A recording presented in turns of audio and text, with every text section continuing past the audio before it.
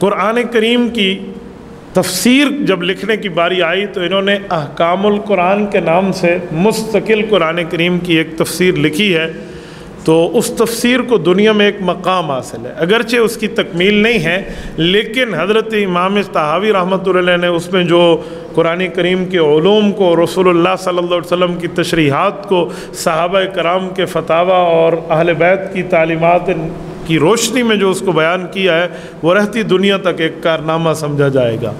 اور رب کریم نے انہیں قرآن کریم اور شریعت کے علوم سے ایسے جوڑا تھا کہ دنیا میں جس جگہ یہ بیٹھے ہوتے تو طحاوی ہی ہوتا، اس کے علاوہ کسی دوسرے عالم پر نظر نہ جاتی۔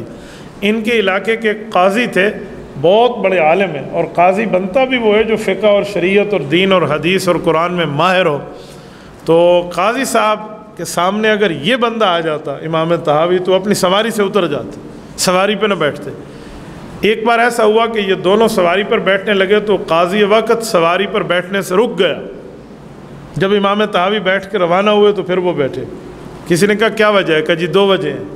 ایک وجہ تو یہ ہے کہ مجھ سے عمر میں 12 سال بڑے ہیں، یہ اتنی بڑی وجہ نہیں ہے، لیکن اصل وجہ یہ ہے کہ اس شخص کا جو علوم ہے نا وہ ہمارے استاذوں سے بھی آگے ہیں، اتنا ان کا احترام کرتے۔ ایک مجلس میں بیٹھے تھے، انہوں نے وہاں پر مجلس نکاح تھی تو نکاح پڑھایا اور نکاح کے بعد دعا خیر کی۔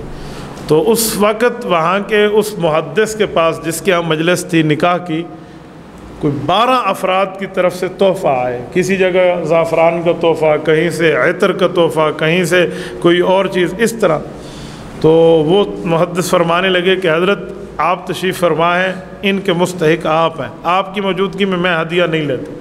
12 کے 12 تحائف امام طحاوی رحمۃ اللہ علیہ کو ہدیہ کیے، انہوں نے گفٹ کیا کہ جی میں ان کا لینے کا حقدار نہیں ہوں، آپ اتنے بڑے آدمی ہیں۔